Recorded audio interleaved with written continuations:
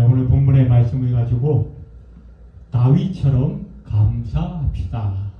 그 제목으로 잠깐 동안 은혜를 나누려고 합니다. 우리가 지난 시간까지 사무엘 상하 계속 이어오면서 왕위에 오른 다윗이 하나님의 대리자로서 공의와 정의를 자기의 주변 신하들에게 또 백성들에게 또 우리가 특별히 지난 시간에 살펴본 것처럼 요나단의 아들 무비보셋을 찾아서 같은 왕의 식탁에 앉게 하고 그의 모든 잃어버렸던 지위, 재산 또한 마음의 상처와 아픔까지 회복시키는 모습들을 살펴보았습니다. 또한 한때 이스라엘을 침략했던 그 암몬 왕 나하스를 기억하죠. 자기에게 한때 은혜를 베풀었던 그 나하스를 기억하여서 그의 아들 한운에게 한운이 왕이 되었을 때에 그에게 은혜를 베풀기 원했던 그래서 왕의 사절 조문단을 보내는 그런 모습들을 우리가 함께 살펴보았습니다.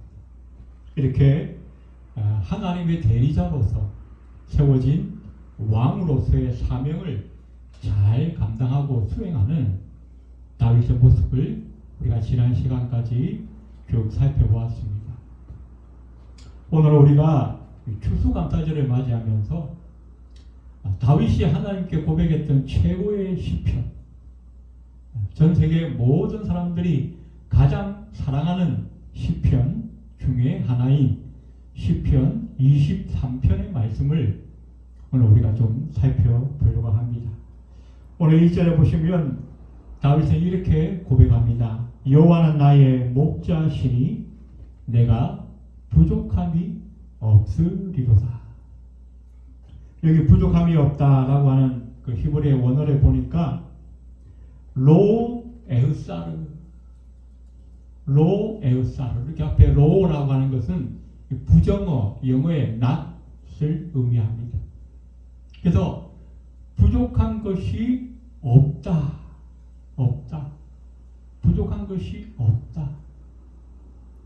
이 말은 단순히 부족하지 않다, 그냥 좀 모자람이 없다 이런 것을 뛰어넘어서 완전히 충만하다 그런 의미를 갖고 있습니다. 100% 찼다 그런 의미를 가집니다. 다윗은 하나님께서 지금까지 자기의 생애 가운데 온 인생 전체에 함께 하시고 인도하시고 도우셨던 그 모든 은혜들을 생각해 보니 내 인생에 하나님의 은혜가 100%다. 부족한 것이 하나도 없다. 만족하다라고 최고의 감사와 찬양을 하나님 앞에 드리고 있는 것입니다.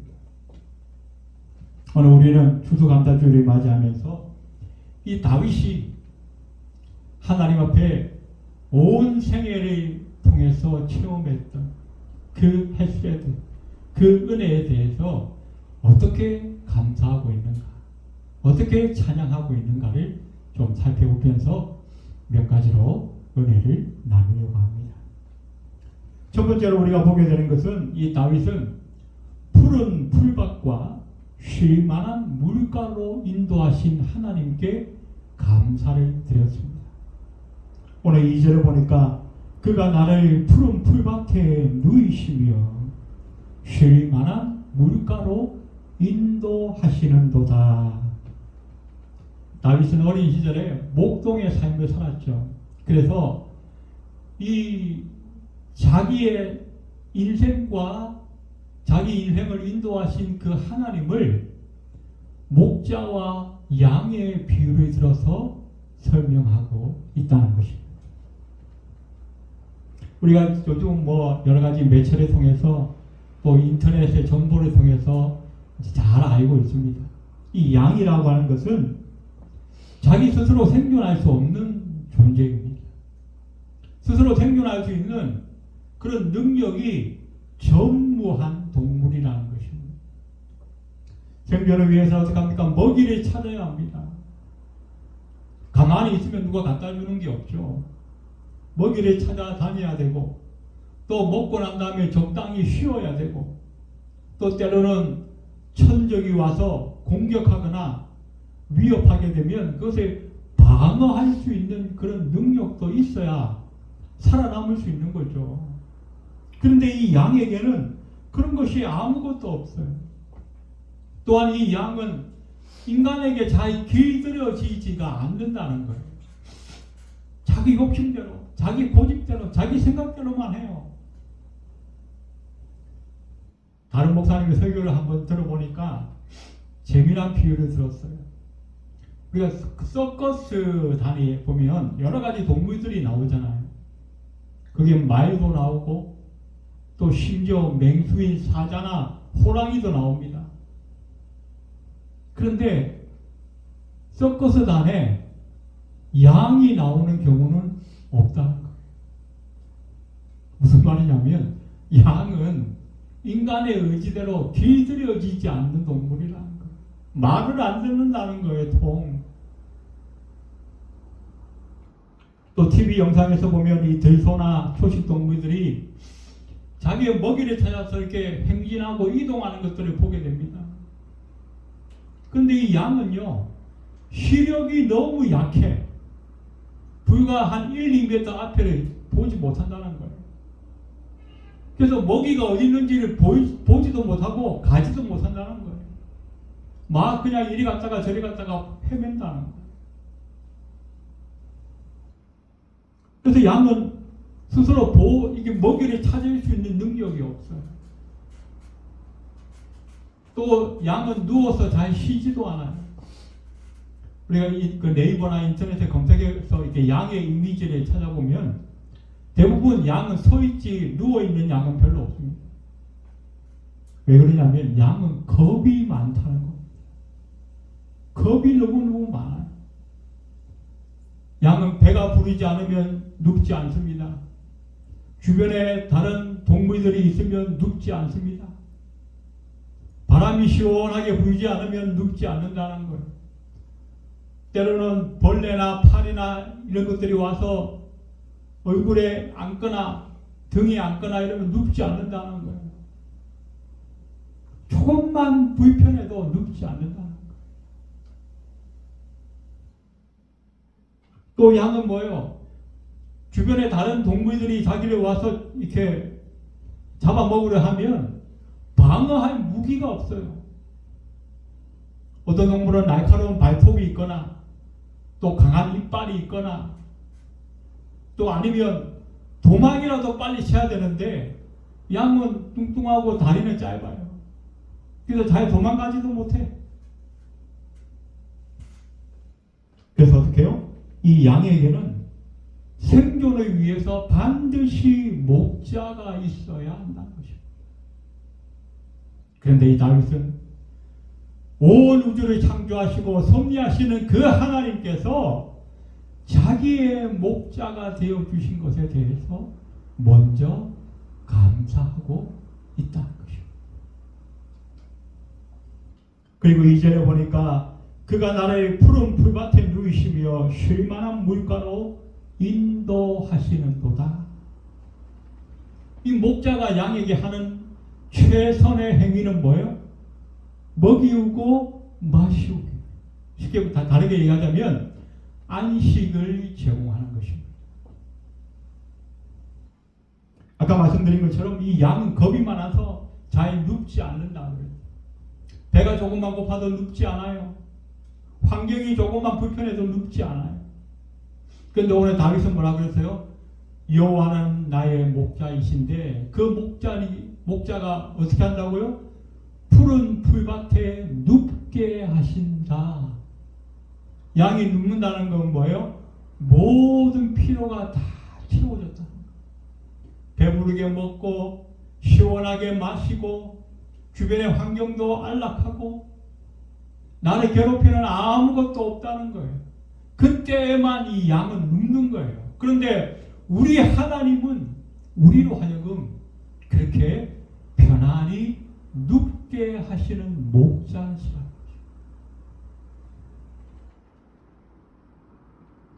또 여기 쉴 만한 물가, 히브리에 보니까 문우하라고 표현되어 있어요.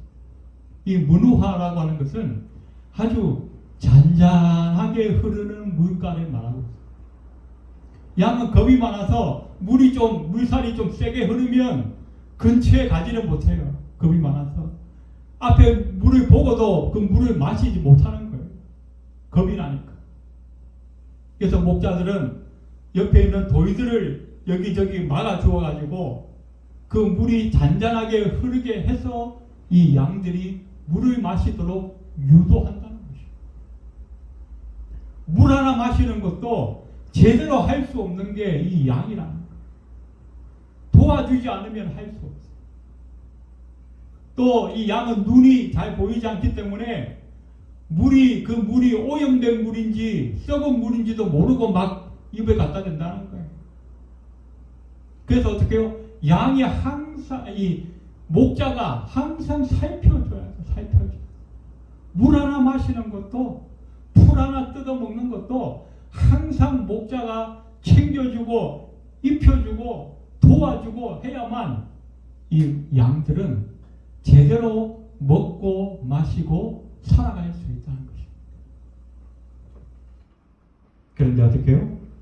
우리 하나님께서 이 다윗의 모든 필요를 치르고 모든 안식을 제공하는 최상의 완전한 목자가 되어주셨다라고 다윗은 고백하고 있습니다. 이 다윗을 인도하시고 채우시고 만족해 하신 그 하나님께서 오늘 저와 여러분의 하나님인 줄로 믿습니다. 그래서 우리는 어떻게 해요? 이 다윗이 선포했던 것처럼, 다윗이 고백했던 것처럼 오늘 우리도 여호와는 나의 목자시니 내가 부족함이 없습니다 라고 고백하며 하나님께 감사할 수 있는 저와 여러분이 되시기를 주의 이름으로 축원해 드립니다. 두 번째, 오늘 본문에 이 다윗이 어떻게 고백했는가, 어떻게 감사했는가? 사망의 음침한 골짜기와 원수의 목전에서도 감사하였다라고 성경은 말씀하고 있습니다. 4절에 보니까 내가 사망의 음침한 골짜기로 다닐지라도 해를 두려워하지 않을 것은 주께서 나와 함께 하심이라. 주의 지팡이와 막대기가 나를 안위하시나이다 라고 고백하고 있습니다. 여기 사망의 음침한 골짜기, 이 히브리어로 직역을 해보니까 죽음의 그림자가 드리워진 골짜기, 그렇게 되어 있습니다. 우리가 잘 알다시피 솔직히 이 다윗이 하나님께 감사하고 찬양하고 이렇게 영광을 돌릴 수 있는 것은 모든 일이 척척 잘 되고 환경이 아주 좋고 계획하고 소원하는 것이 다 이루어졌고 그래서 감사를 드린 것이 아닌 것. 우리는 너무나 다 잘 알고 있습니다. 다윗은 하나님이 목자가 되어 주셨기 때문에 호의호식하면서 백향목으로 지어진 그 왕궁에서 배짱이처럼 수금이나 타면서 할렐루야 노세 노세 그러면서 하나님을 찬양했던 것이 아니라는 것. 다윗은 어린 목동 시대부터 양을 돌보면서 때로는 사자와 싸워야 했고 곰과도 싸워야 했습니다. 생명의 위협을 느껴야만 했습니다. 어떻게요? 10대 중후반의 어린 나이, 또 10대 후반에는 어떻게요? 그 당시 최고의 장수 골리앗 앞에 생사의 기로에 서야 했던 그런 위기를 경험하게 되었습니다. 골리앗을 물리친 다음에는 어떻게 해요? 사울 왕의 미움을 받아서 10대와 20대 그 인생의 최고의 황금기를 늘 여기저기 도망다니면서 숨어 살아야 하는 도망자의 삶을 살았다는 것입니다. 그동안에도 얼마나 몇 번이나 죽을 위기를 넘겼는지도 모릅니다. 또 그 이후에는 어떻게 해요?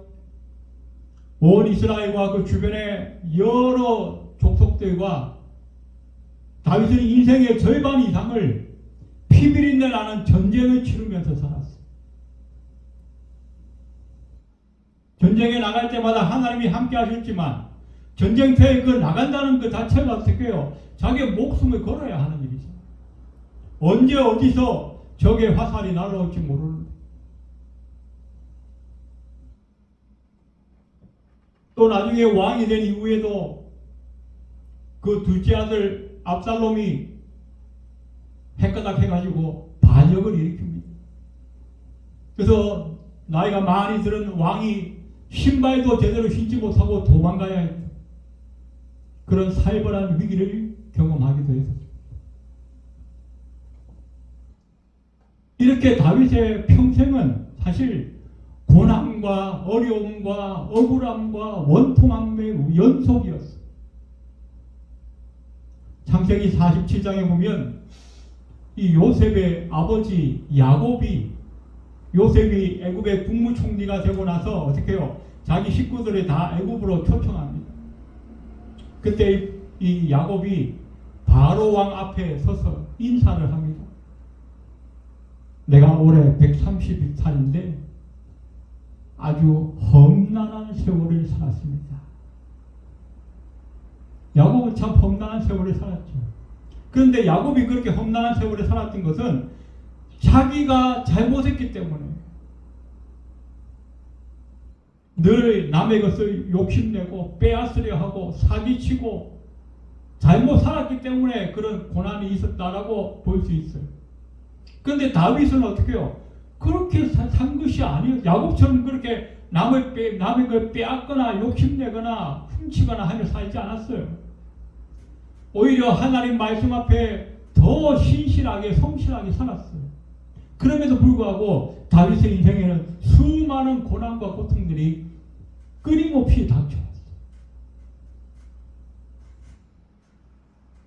그런데 그것 때문에 다윗은 절망하거나 낙심하거나 불평하거나 원망했던 것이 아니라 오히려 하나님 앞에 감사하고 있다는 것이에요. 4절에 뭐라고 합니까? 내가 사망의 엄침한 골짜기로 다닐지라도 해를 두려워하지 않을 것은 주께서 나와 함께 하시리라.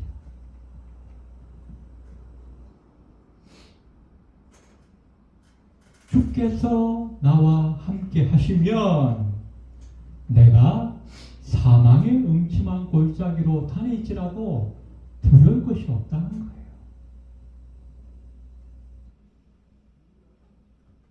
여러분, 먼 길을 가장 빠르게 여행하는 법이 무엇인가라고 하는 퀴즈 제목이 있었습니다. 정답이 뭔지 아십니까? 정답은 사랑하는 사람과 함께 가는 것입니다. 아무리 힘들고 먼 길이라 할지라도, 아무리 어려운 길이라 할지라도, 풍파가 치고 바람이 부는 폭풍이 있는 그런 길이라 할지라도 사랑하는 사람과 가면 어렵지 않습니다. 멀게 느껴지지 않습니다. 지루하게 느껴지지 않습니다. 여러분이 정말 하나님을 사랑하시기만 한다면 우리 하나님은 내 인생의 최고의 애인이 되어 주셨어요. 최고의 연인이 되어 주셔서 나의 인생길에 아무리 힘들고 어려운 고난이 와도 그 길을 힘들지 않게 걸어갈 수 있도록 우리를 도와주신다는 것입니다. 때로는 다윗처럼 우리의 인생길에도 고난이 올 수 있습니다. 우리가 원치 않는 그런 원수가 나를 힘들게 할 수 있습니다. 그럼에도 불구하고 우리 하나님이 나와 함께 하심으로 우리는 그 길을 넉넉히 이기며 나아갈 줄로 여러분 믿으시기를 바랍니다. 그렇게 인도하신 하나님께 감사드리고 앞으로 또 그렇게 인도하실 그 하나님 앞에 또 감사드릴 수 있는 저와 여러분이 되시기를 주의 이름으로 축원해 드립니다. 세 번째로 오늘 다윗이 감사한 것은 과거와 현재뿐만 아니라 내세에서도 함께 하실 하나님으로 인하여서 감사드렸다라고 말씀하고 있습니다. 6절에 보니까 나의 평생의 선하심과 인자하심이 정녕 나를 따르리니 내가 여호와의 집에 영원히 거하리로다. 무슨 말입니까? 다윗은 영원히 하나님과 함께 하실 것이다. 이 세상에서도 함께 하셨고 특별히 과거에 다윗이 힘들고 어려웠을 때 함께 하신 그 하나님이 지금 왕이 되어져서 이제 어느 정도 평안해졌을 때도 함께 하시지만 앞으로 내가 죽어서 나의 내세에도 우리 하나님은 나와 함께 하신 것을 믿기 때문에 하나님 앞에 감사하고 있다는 것입니다. 선하심 토브라고 하는 단어를 썼습니다. 토브, 완전하다, 부족함이 없다. 처음에 이 다윗이 고백했던 여호와는 나의 목자시니 내게 부족함이 없으리로다. 그 의미와 동일한 단어입니다. 하나님께서 온 천지 만물을 지으시고 6일 동안 창조하시고 난 다음에 첫째 날 하나님께서 창조하신 다음에 평가를 하십니다. 첫째 날이 끝나고 나서 저녁이 되고 아침이 되니 보시기에 좋았더라. 그렇게 말합니다. 보시기에 좋았더라. 하나님 마음에 흡족했다. 그때 이 토브라고 하는 단어를 썼어요. 이것은 뭡니까? 부족한 것이 없다는 거예요. 그리고 인자심이라고 하는 단어, 우리가 잘 아는 헤세드라고 하는 단어가 나왔습니다. 이 단어, 다윗이 특별히 자격이 있어서가 아니었지만 하나님께서 자격이 없는 다윗에게 자격이 있는 것처럼 무한정으로 부어주시고 쏟아주셨던 그 하나님의 사랑. 다윗은 그 사랑이 평생 나와 함께 하실 것이다. 여기 보니까 나를 따르리니라고 하는 그 단어도 아주 의미가 있습니다. 히브리어의 라다프라고 하는 단어, 나를 따른다. 하나님의 선하심이 나를 따른다. 이건 좀 뭔가 이 동사의 주격이 좀 바뀐 것 같은 그런 번역을 했어요. 나를 따라온다가 아니고 원래 이 히브리어 원어에 보면 나를 쫓아온다 이렇게 돼 있어요. 쫓아온다. 이 쫓아온다는 단어는 우리가 어떻게 이해하면 쉬우냐면 이번에 이 팔레스타인의 하마스가 이스라엘 쪽에 먼저 로켓을 쐈어요. 그랬더니 이스라엘에서는 뭐예요? 미사일을 쐈어요. 로켓하고 미사일의 차이가 뭐냐면 로켓은 목표를 설정할 수가 없어요. 그냥 동쪽, 남쪽, 서쪽 그냥 무조건 쏘아야 되는 거예요. 무조건 쏘면 그냥 알아서 가든지 말든지 끝나는 거예요. 근데 미사일은 목표를 특정해서 그 목표를 따라가서 맞추는 거예요. 또 완전 다르죠. 근데 이 미사일이 그 목표를 향해서 중간에 여러 장애물을 거치고 마지막까지 쫓아가서 명중시키는 것 같은 그런 이미지로 하나님의 선하심이, 하나님의 인자하심이 나를 쫓아온다는 거예요. 내가 하나님의 선하심을 따라가는 것이 아니라 하나님의 선하심이 나를 쫓아온다, 나를 추격한다는 거예요.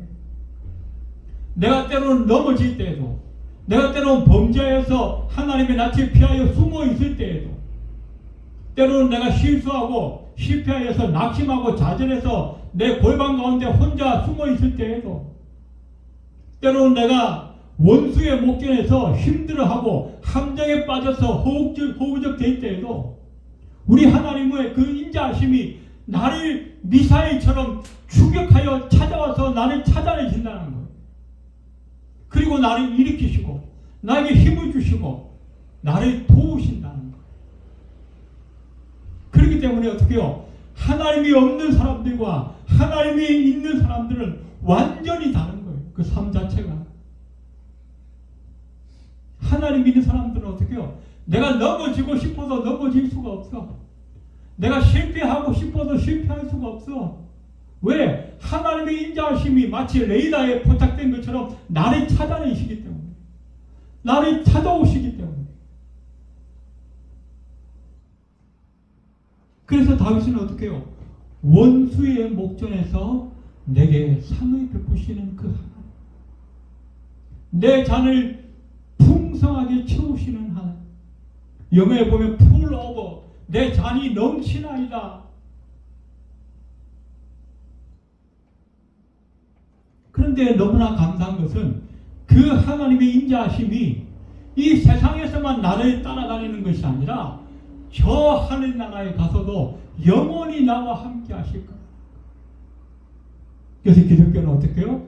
인생의 가장 큰 숙제인 죽음의 문제를 해결한 종교라는 거예요.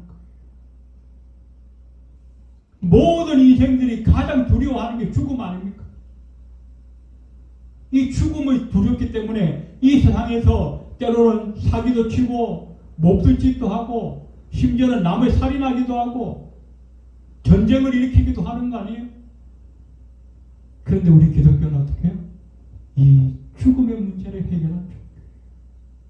이 세상에서 삶이 그대로 끝나는 것이 아니라 저 하나님의 나라로 영원히 이어진다는 것.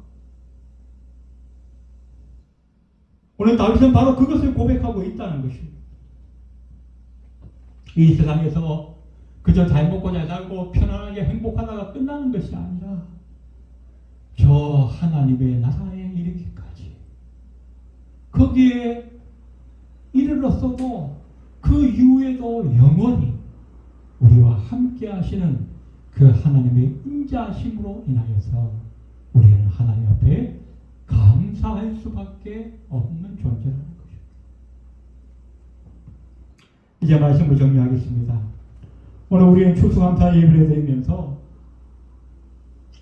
하나님 앞에 지금까지 우리와 함께 하신 그 하나님의 은혜를 다시 한번 조명하고 감사하는 그런 시간으로 좀 삼았으면 좋겠습니다.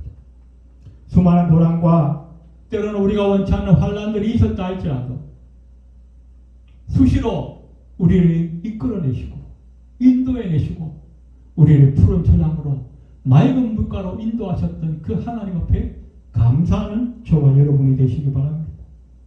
또한 우리가 사망의 음침한 골짜기를 다닐지라도 하나님의 인자하심이 우리를 찾아내시는 그 선하신 역사를 인하여서 하나님 앞에 감사해야 할 것입니다.